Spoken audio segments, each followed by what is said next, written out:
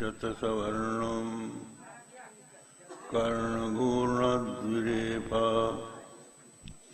वलिकलितकपोलोद्दानदामाभिरामम् गिरिशगिरिसुताभ्याम् लालितं नित्यमङ्के स्वजनभरणशीलम् शीले विघ्नराजम् प्रातः काले कुमारी कुसुमकुमुकमा जाप्यमाला जपन्ति मध्याह्ने प्राणरूपा विलसितवदना चारुनेत्रा विशाला सायाह्ने वृद्धरूपा गलितकुचयुगा रुण्डमाला वहन्ति सा देवी दिव्यदेवी त्रिभुवनजननी सुंदरी त्वां नमामि। श्री राम जय राम जय जय राम।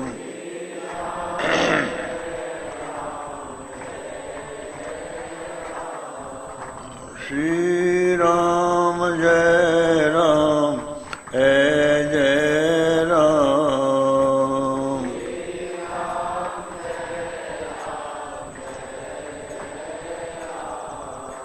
श्री राम जय राम जय जय राम।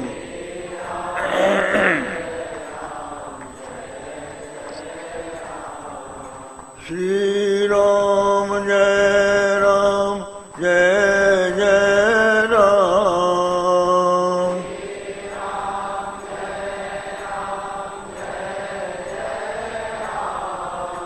श्री राम जय राम जय जय राम।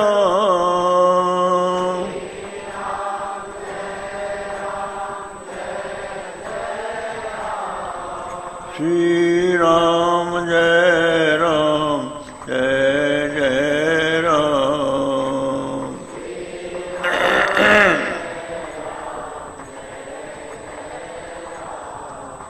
श्री राम जय राम जय जय राम।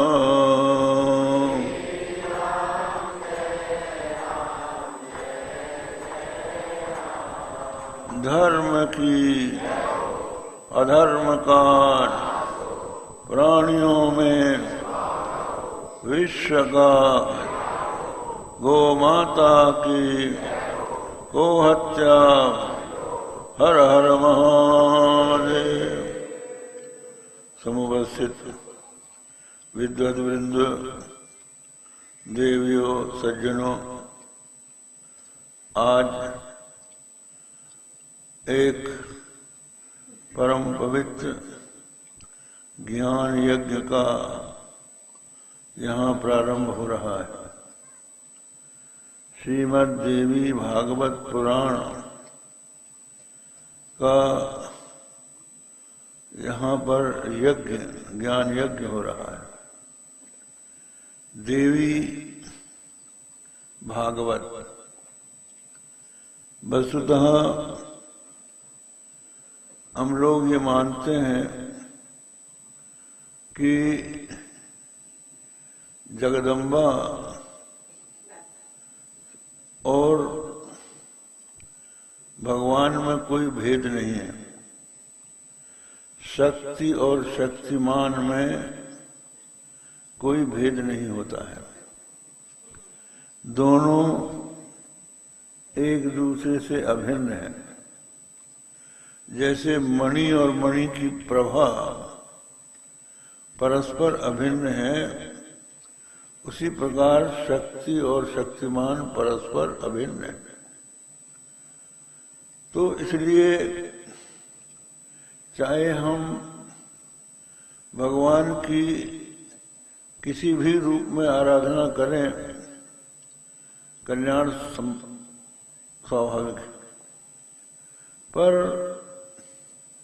जगदम्बा के रूप में उनकी आराधना इसलिए सुगम हो जाती है कि हम उनकी आराधना माता के रूप में करते हैं और संसार में माता का प्रेम वृद्धावस्था तक लोग भुला नहीं पाते। जब भी कोई कष्ट आता है तो लोग यही कहते हैं, अरे माँ। माँ ने जो बालक को प्रेम दिया है उसको मनुष्य भूल नहीं पाता। और वस्तुतः हमारे उपनिषदों में जो उपदेश आता है, मातृदेवो भव, पितृदेवो भव, आचार्य देवो भव, तो इसका अर्थ होता है कि माता को देवता मानने वाले बनो, पिता को देवता मानने वाले बनो, गुरु को देवता मानने वाले बनो। पर सबसे पहले माता का नाम लिया, मातृदेवो भव। क्यों? क्योंकि जब बालक जन्म लेता है तो उसमें कोई भी ज्ञान नहीं होता, पशु जैसा होता है। चाहे जहां लोग शंका कर देता है, शौच कर देता है, कुछ भी पकड़ता है, कुछ भी मुंह में डाल लेता है, माँ उसको समझाती है, ये करो, ये मत करो। उसको ज्ञान देकर पशु से मनुष्य बनाती है। इसलिए पहली गुरु माँ होती है और उसमें इतनी ममता होती है कि बेटे के लिए अगर उसको कोई कष्ट हो जाए, ज्वर हो जाए, रात रात भर जागती है, बेटे के पीठ में हाथ फेरती है, सांत्वना देती है। और यदि किसी कारण से पिता उस बालक को मारने दौड़े तो माँ यही कहती है, मुझे मार लो, मेरे बेटे को मत मारो। बेटा कैसा ही हो, ये कहा है शंकराचार्य जी ने, कुपुत्र जाए तो क्वचिदपि कुमाता न भवति।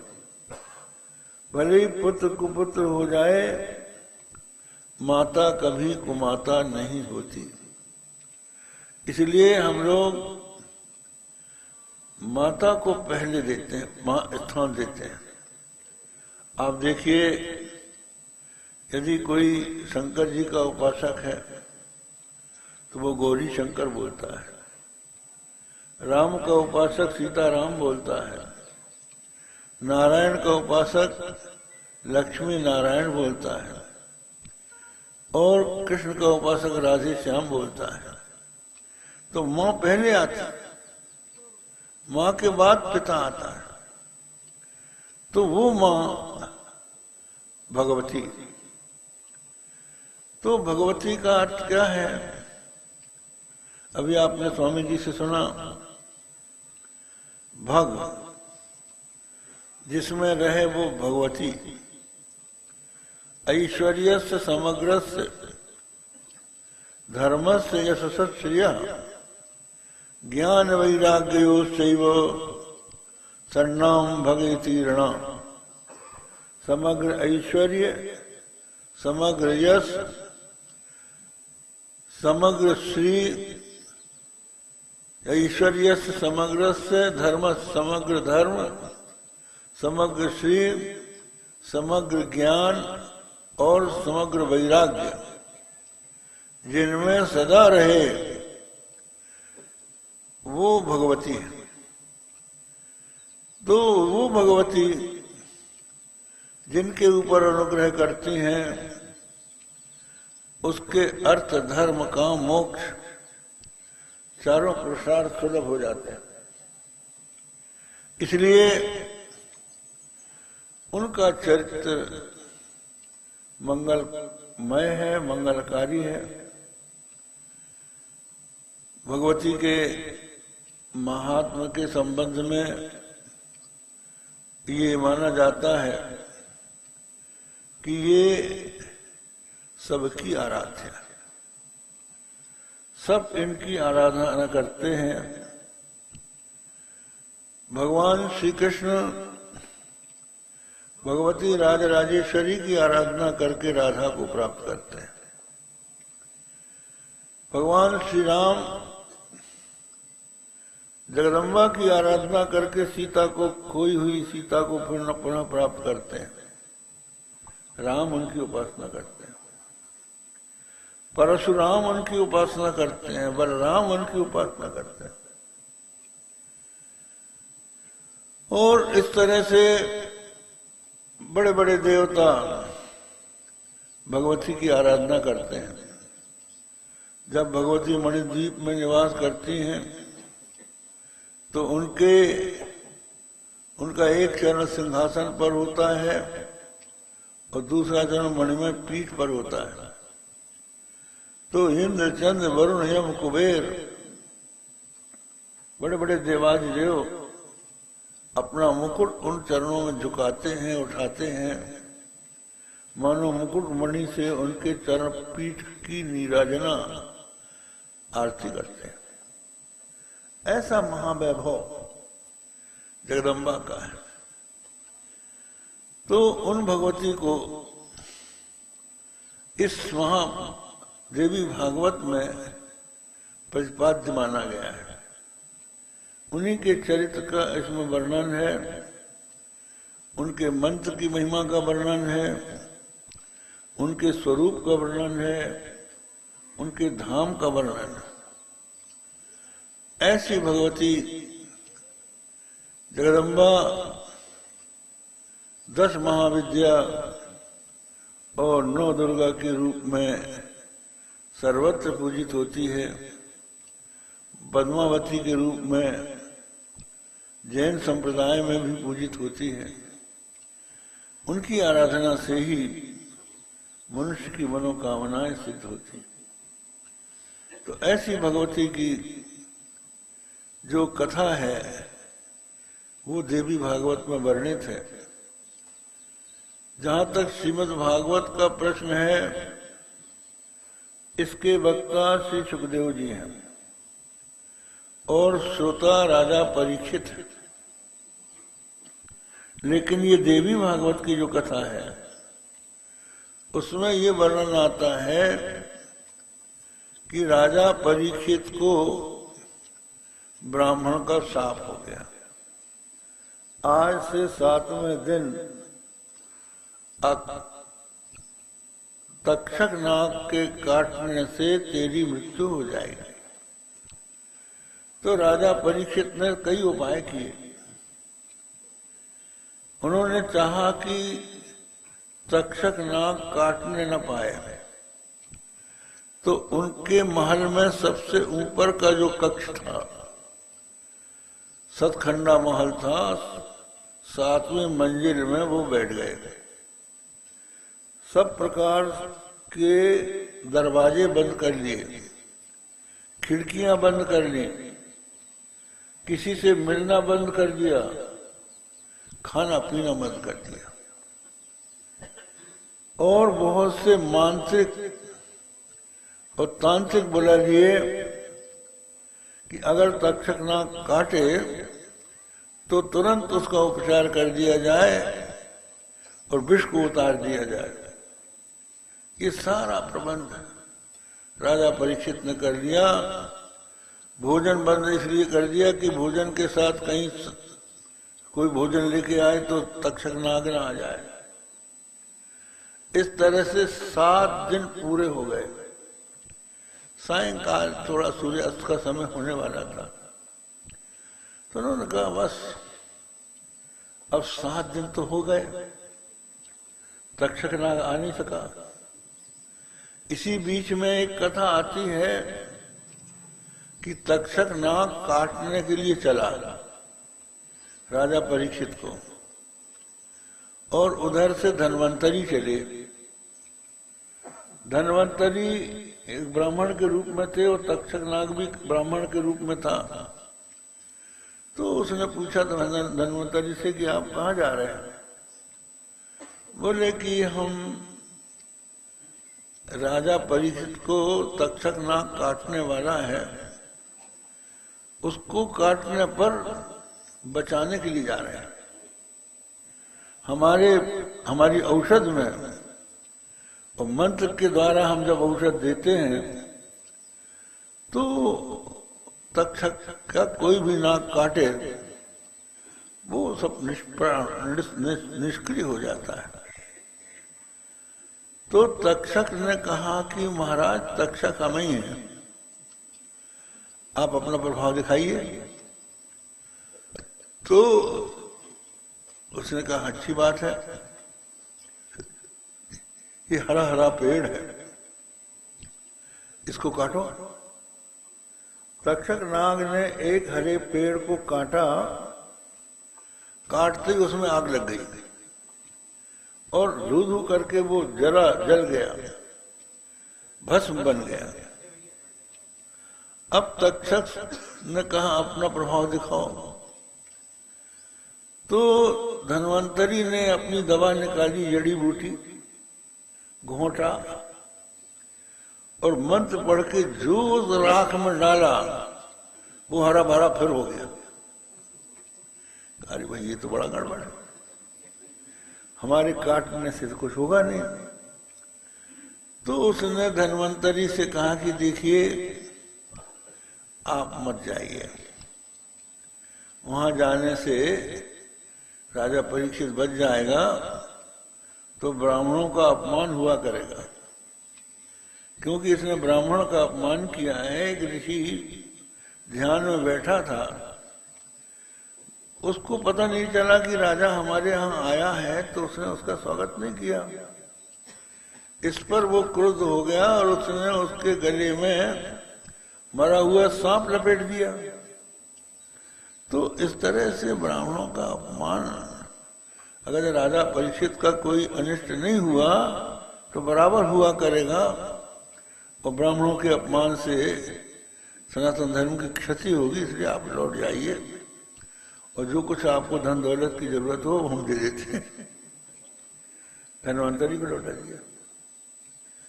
अब 7 दिन हो गए तो तक्षक नाग ने कुछ नागों को ऋषि कुमार बनाकर वहां भेजा। वो ऋषि कुमार आए और राजा परीक्षित के मंत्रियों से कहा कि हम राजा का दर्शन करना चाहते हैं, हम किसी यज्ञ में व्रत होने जा रहे हैं, तो रास्ते में राजा का दर्शन करना आवश्यक समझते हैं, तो आप कृपा करके दर्शन करा दीजिए। तो मंत्रियों ने दरवाजे के बाहर से राजा से पूछा कि महाराज कुछ ऋषि कुमार आए हैं, वो आपके दर्शन के अभिलाषी हैं। राजा ने कहा उनसे कह दो कि अब दर्शन 7वें दिन के बाद ही होगा। तो उन्होंने कहा अच्छा तो ये फल हम लाए हैं, ये उनको अर्पित कर दीजिएगा, हमको तो आवश्यक है, जरूर आवश्यक कार्य से जाना है। तो वो फल के टोकरे वो ऋषि कुमार छोड़ गए, वो असल में तक्षक नाग के ही मनुष्य थे। इधर 7वां दिन हुआ, कोई नहीं आया, तो राजा परीक्षित ने किवाड़ खुलवा दिए। कब क्या आएगा तक्षक नाग, सारी व्यवस्था हमने कर रखी है, तो अब तो पारण कर लेना चाहिए। तो पारण के लिए वही फल जो ऋषि कुमार ने भेजे थे वो बुलाए गए। तो एक फल राजा ने उठाया और उसको तोड़ा, तो उसके भीतर एक छोटा सा कीड़ा निकला। तो उन्होंने कहा भाई ब्राह्मण का वचन भी झूठा नहीं होना चाहिए, तक्षक नाग नहीं तुम्हें कीड़े हमको काट लो। तो गले के पास वो कीड़े को ले गया और वो बना तक्षक। उसने अपना रूप बढ़ाया और सारे शरीर को लपेट के जो राजा परीक्षित के पैर में काटा, राजा परीक्षित की मृत्यु हो गई, कोई उपाय नहीं चला। तो ये जो मृत्यु है एक ऐसी भयंकर वस्तु है कि प्राणी कोई भी उपाय करे, जब मृत्यु आ जाती है तो कोई उपाय चलता नहीं है। आसपास योद्धा खड़े, समय बजावे घाल, माज महल से ली चला ऐसा काल करार। चाहे कितना ही प्रयत्न करो, जब मृत्यु आ जाती है तो उस समय दवा की भी याद भूल जाता है वैद्य, और वैद्य भी हो तो वो मिलता नहीं है समय पर। मानसिक तांत्रिक कोई उपलब्ध नहीं होते और मृत्यु उसको ले जाती है। तो इस तरह से राजा परीक्षित ब्राह्मण के शाप से मारे गए। अब उनकी दुर्गति हो गई। क्षत्रिय यदि युद्ध करते हुए मारा जाए तो उसकी सदगति होती है। ये लिखा है द्वाविमौ पुरुषौ लोके सूर्यमंडल भेदिनौ परिभ्राण योग युक्त ऋणे चाभिमुखो हतः। दो पुरुष सूर्यमंडल का भेद करके ब्रह्मलोक जाते हैं। एक तो जो परिभ्राट योग युक्त सन्यासी है वो ब्रह्मलोक जाता है, यह रण में सम्मुख मरता हुआ क्षत्रिय उस लोक को जाता है। तो ये सांप से मरा। तो राजा परीक्षित की दुर्गति न हो तो ये बेटे का कर्तव्य होता है। आत्मा वही जायते पुत्र, मनुष्य का बेटा अपना आत्मा होता है। इसलिए अपनी पत्नी को जाया कहा जाता है। यस्याम पुनर्जायते इति जाया, जिसमें मनुष्य फिर से जन्म लेता है। पिता ही अपनी स्त्री में पुत्र के रूप में जन्मता है, तो वो जो पुत्र है वो पिता के अधूरे काम को पूरा करने का दायित्व संभालता है। अगर पिता की दुर्गति हो गई हो तो उसको सदगति कैसे हो, इसका उपाय किया करता है। पिंडदान करता है, तर्पण करता है, उसका कर्ज चुकाता है। अगर वो कोई ग्रंथ लिखता हो और अधूरा रह गया हो तो उसको पूरा करता है। व्यवसाय अधूरा रह गया हो तो उसको आगे बढ़ाता है। तो ये पुत्र का कर्तव्य होता है। तो जन्मेजय ने राजा परीक्षित को कैसे कल्याण हो, कैसे नरक न जाना पड़े, इसके लिए व्यास जी से पूछा। तो व्यास जी महाराज ने राजा परीक्षित को श्रीमद् देवी भागवत की कथा सुनाई। उस देवी भागवत की कथा सुनने से राजा परीक्षित जो है नरक से निकलकर भगवती के मणि द्वीप में पहुंच गए और उनका कल्याण हो गया। ये कथा है। और श्रीमद् भागवत में कथा यह है कि राजा परीक्षित को वैराग्य हो गया और वो गंगा किनारे विरक्त होकर बैठ गए और श्री सुखदेव जी ने आकर उनको भागवत की कथा सुनाई। उस कथा को सुनकर उनको उसी जन्म में ज्ञान हो गया और उनकी मुक्ति हो गई। तो ये दो प्रकार की कथाएं हैं, इनका परस्पर विरोध है। श्रीमद् भागवत के जो सुखदेव जी हैं वो ब्रह्मचारी हैं, परमहंस हैं, और देवी भागवत के जो सुखदेव जी हैं उन्होंने गृहस्थ आश्रम में प्रवेश किया। तो ऐसी स्थिति में ये कहना उचित होगा कि ये कल्प भेद से हुआ है। पाद्म कल्प में श्रीमद् भागवत की कथा होती है और रैवत कल्प में देवी भागवत की कथा होती है। कल्प भेद हरिचरित सुहाए, रामचरितमानस में लिखा है, नाना भांति राम अवतारा, रामायण सतकोटि अपारा। कल्प भेद हरिचरित सुहाए,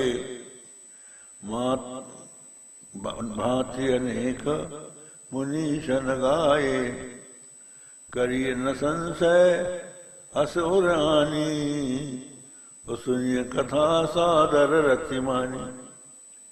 तो कल्प भेद से नाना प्रकार के चरित्र भगवान के होते हैं। तो ये भिन्न कल्प की कथा है और ये भगवती की कथा है।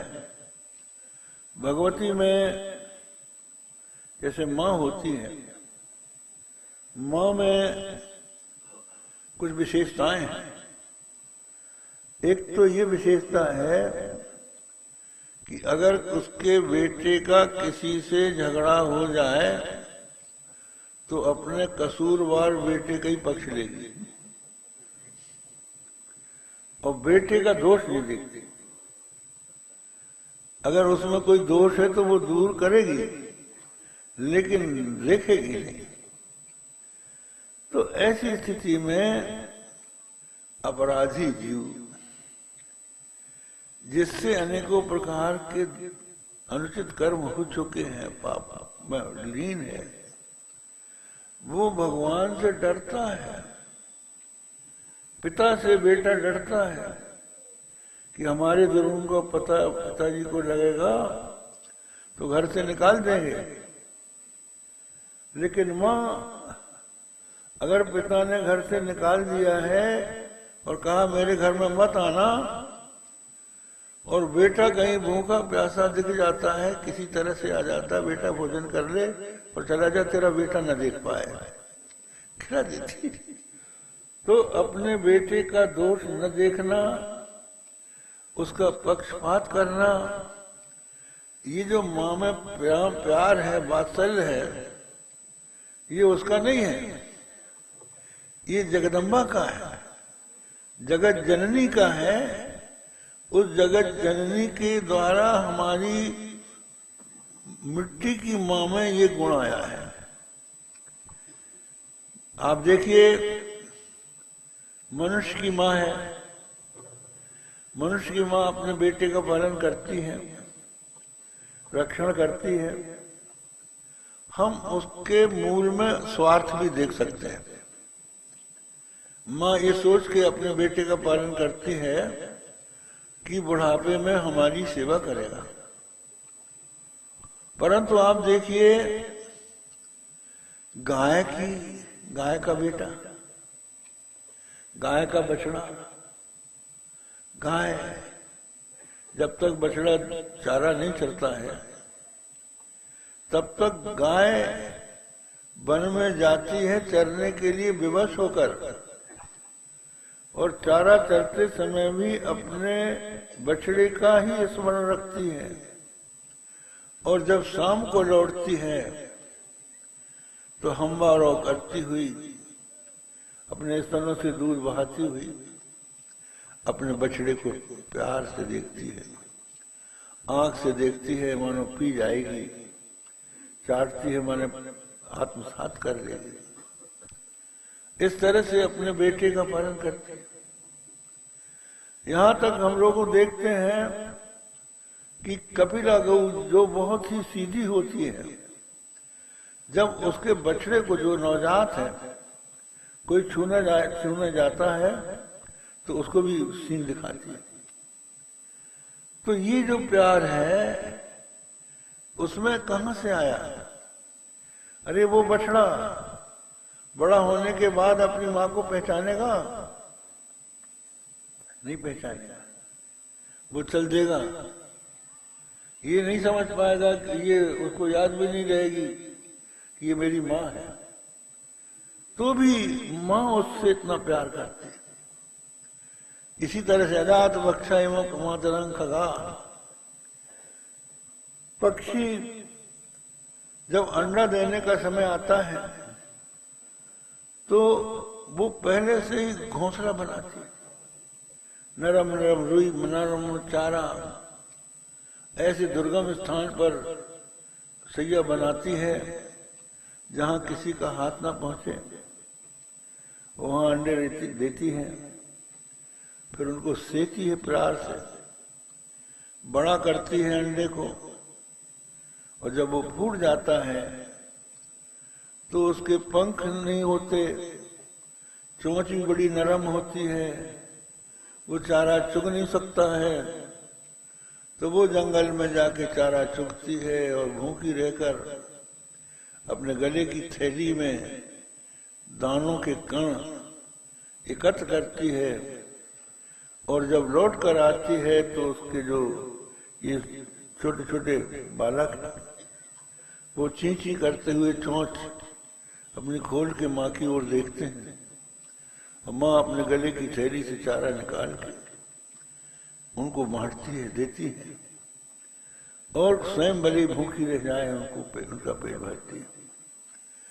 वो पक्षी जब पंख लग जाएंगे तो क्या अपनी माँ को पहचानेगा? कहाँ मेरी माँ है, कोई भी उसको ज्ञान नहीं होगा। तो उस समय उसके मन में जो प्यार है वो निस्वार्थ प्यार है, निस्वार्थ वात्सल्य है और वो जगदम्बा के द्वारा उसको मिला हुआ है। जगत की जो पालनी शक्ति है वो पालनी शक्ति उसके हृदय में वात्सल्य का उदय करती है। तो ऐसी जगदम्बा का चरित्र और उसमें भी उसका जो नवाह परायण बड़ा महत्वपूर्ण है। पहले दिन महात्मा की ही कथा होती है। इसमें ये बताया गया है कि भगवान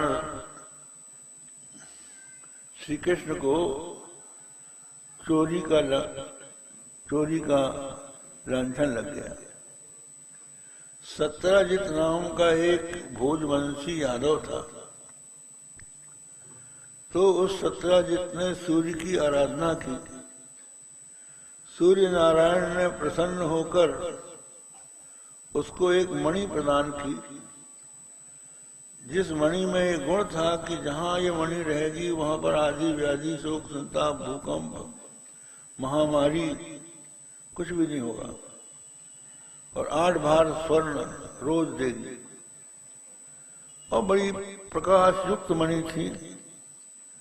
तो सत्यजित उस मणि को अपने गले में धारण करके उग्रसेन की सुधर्मा सभा में आया।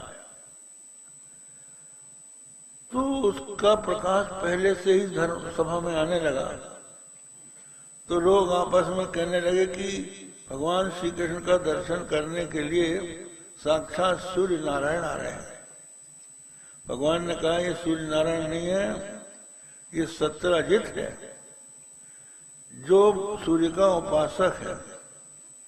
तो सत्यजित आया, उसका स्वागत किया गया, बैठा। भगवान श्री कृष्ण ने उससे कहा कि देखो मित्र, अपने पास कोई अच्छी वस्तु हो तो राजा को समर्पित कर देना चाहिए। तो ये मणि आप राजा उग्रसेन को दे दीजिए। सत्यजित को ये बुरा लगा और वो वहां से विमना होकर उठ के चला गया। जाकर अपनी पत्नी से कहा कि श्री कृष्ण जो है मुझसे ये मणि मांग रहे थे कि उग्रसेन को दे दो, लेकिन ये कह दिया कि तुम किसी से बताना मत। आप अगर किसी बात को पूरे नगर में पहुंचाना चाहें तो अपनी पत्नी से कह दें और कहें कि भाई बताना मत, तो पूरे नगर में सुन लीजिए आप। इनको सांप है, इनके पेट में बात पचती थी। उनने कहना शुरू कर दिया। उसका भाई प्रसेन था। प्रसेन ने जब सुना तो भगवान श्री कृष्ण को कुछ अपशब्द कहे और कहा लाओ मणि हमारे पास दो, हम नहीं देंगे किसी को। और वो मणि अपने गले में डाल के शिकार खेलने के लिए जंगल चला गया। वहां जंगल में एक सिंह ने आक्रमण करके प्रसेन को मार डाला और मणि छीन ली। प्रसेन नहीं आया तो वो जो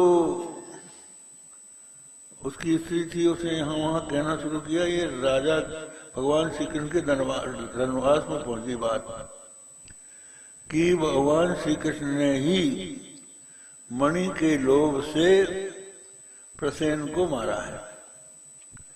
तो जब भगवान को इस बात का पता लगा तो इस कलंक का मार्जन करने के लिए कुछ यादवों के सहित वो वन में गए।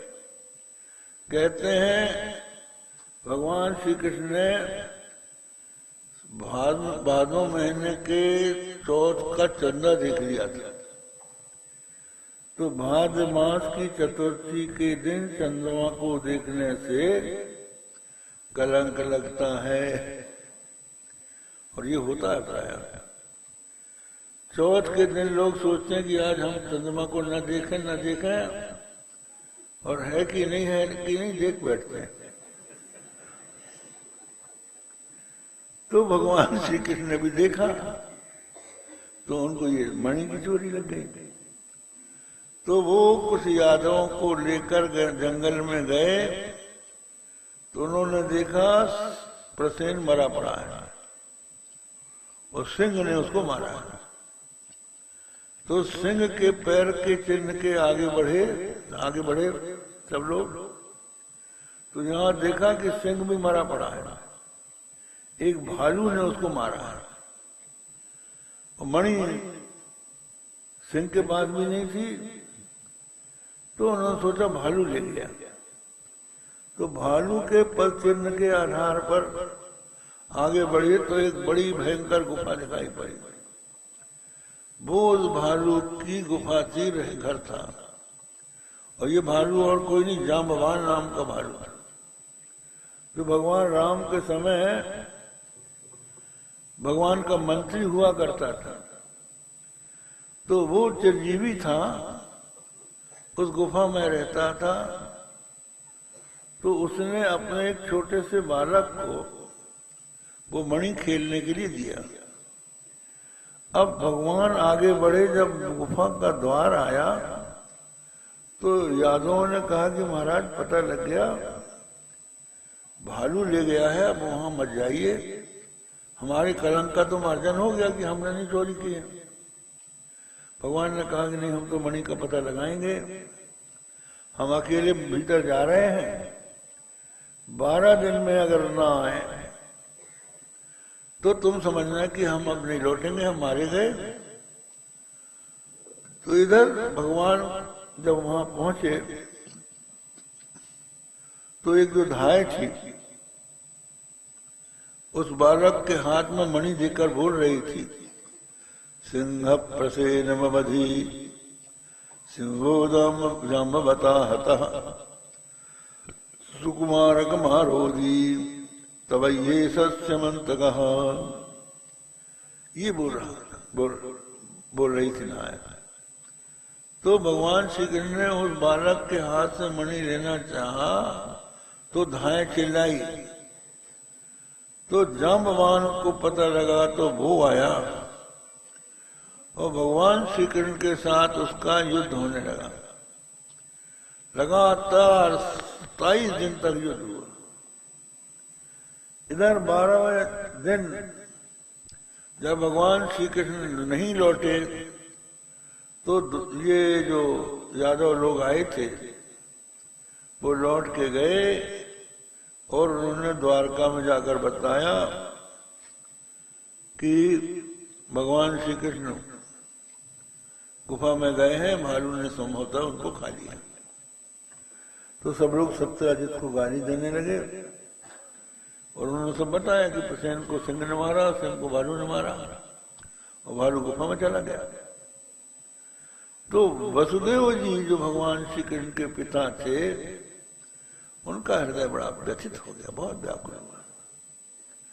वो अपने बेटे के न आने से बहुत दुखित थे। इतने में नारद जी ब्रह्मलोक से वहां आए। उन्होंने वसुदेव जी से पूछा कि आप कैसे दुखी है, क्या बात है? बोले हमारा बेटा गुफा में चला गया है, अब बचा है कि नहीं बचा, हम उसका दर्शन चाहते हैं, हमारा बेटा सकुशल आ जाए। तो नारद जी ने कहा कि इसके लिए देवी भागवत का नवाह पारायण करो। तो देवी भागवत का नवाय पारायण नारद जी ने उनको सुनाया और विधिवत सुनाकर वहां कन्याओं को भोजन कराया, सुवासिनियों को भोजन कराया, ब्राह्मणों को दान दक्षिणा दी, भोजन कराया। और पूर्णाहुति जब हुई तो इधर 27वां दिन आ गया था। 27वें दिन भगवान श्री कृष्ण ने उसकी छाती में एक जोरों से मुक्का मारा जांबवान के। तो मुक्के की चोट से वो घुटने के बल बैठ गया और कहने लगा, आप राम तो नहीं है, क्योंकि उनकी ही शक्ति है जो मुझे पराजित कर सकती है। निश्चित रूप से आप मेरे स्वामी राम हैं। तो बात क्या थी, भगवान श्री राम का जब राक्षसों से युद्ध होता था तो जांबवान के मन में ये अभिमान आता था कि क्या कीड़े मकोड़ों से जैसे राक्षसों को मारते हैं, मुझसे लड़ते तो बचाता। भगवान ने कहा तो अच्छी बात, तुमसे भी निपटेंगी। तो यहां 27वें दिन जब मुक्का लगा तो कहने लगा, आप तो साक्षात राम है, तो महाराज फिर हमको आप राम के रूप में दर्शन दीजिए।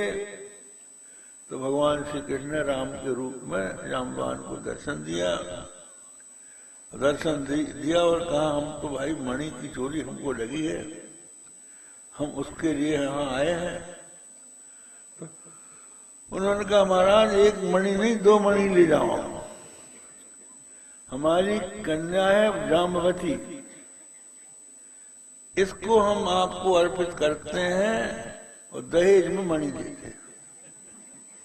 तो जाम्बवती को लेकर भगवान श्री कृष्ण मणि को गले में डाले। इधर ब्राह्मण भोजन हो रहा था, यज्ञ का धुआं फैल रहा था। समस्त द्वारकावासी, श्रीमद् भागवत में भी ये कथा है कि जब भगवान श्री कृष्ण चले गए तो एक कथा आती है कि सब द्वारकावासी देवी की आराधना के लिए नगर के बाहर आ गए थे। तो वहां भगवान श्री कृष्ण जाम्बवती और मणि के सहित पहुंच गए। तो देवी भागवत की कथा के श्रवण का ये फल था कि वसुदेव जी को अपने पुत्र का, खोए हुए पुत्र की पुनः प्राप्ति हो गई। इसी प्रकार अन्य कथाएं हैं कि बड़े बड़े दुर्गम कार्य भगवती की आराधना से लोगों के संपन्न हुए। रेवत नाम के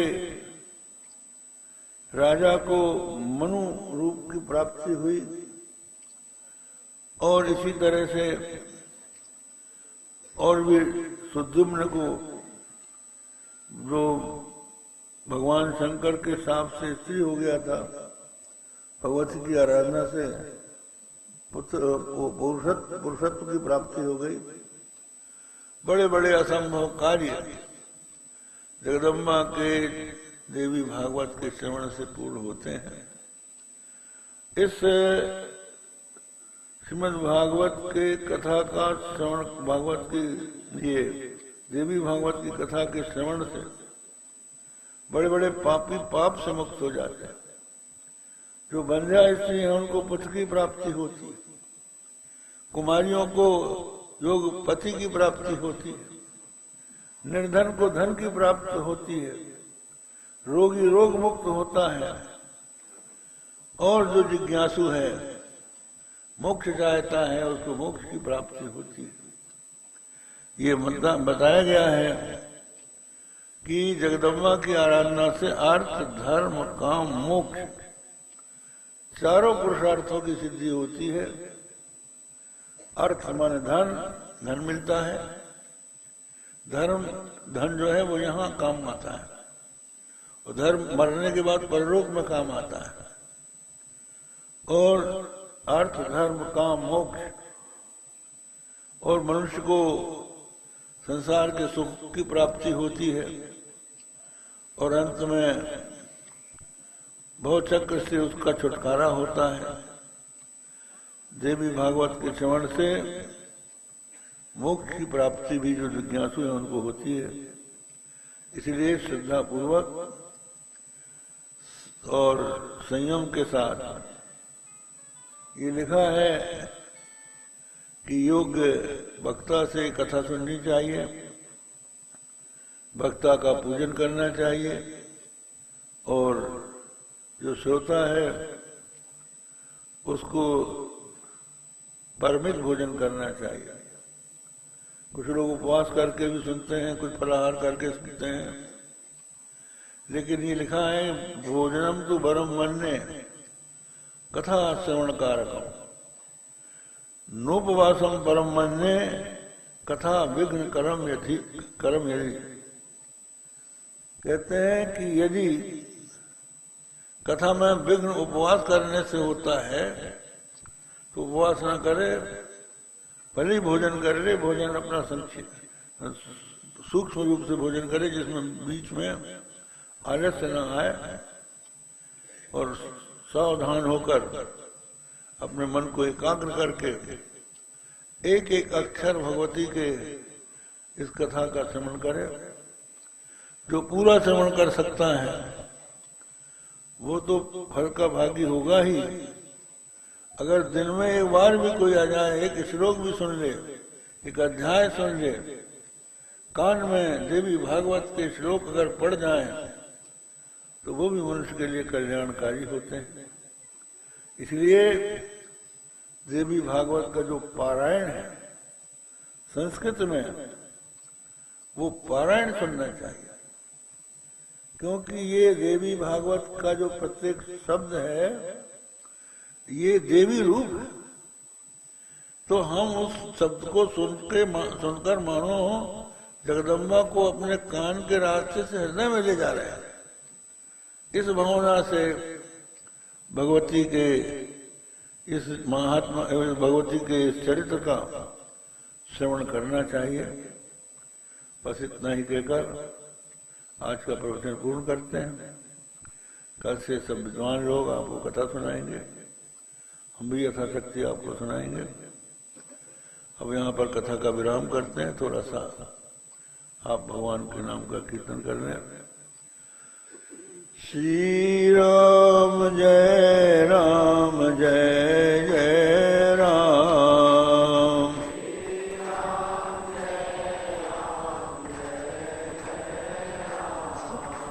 श्री राम जय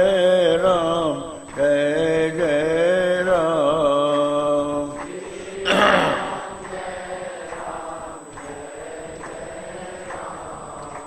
श्री राम जय जय राम,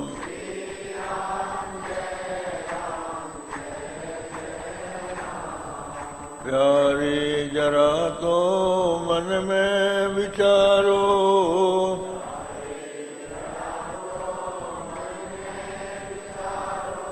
क्या साथ लाए अरुले चलोगे,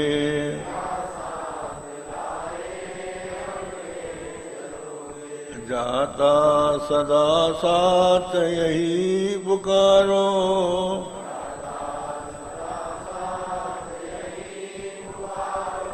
गोविंद दामोदर माधवेति,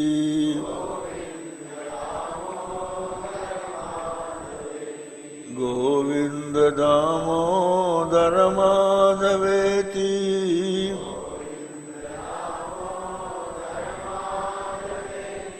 हे कृष्ण हे यादव हे सखेति,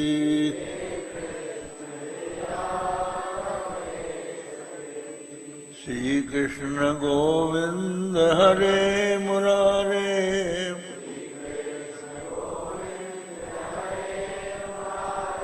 हे नाथ नारायण वासुदेव,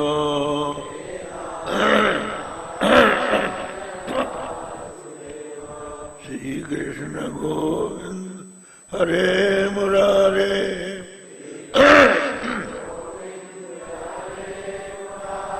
हे नाथ नारायण वासुदेव,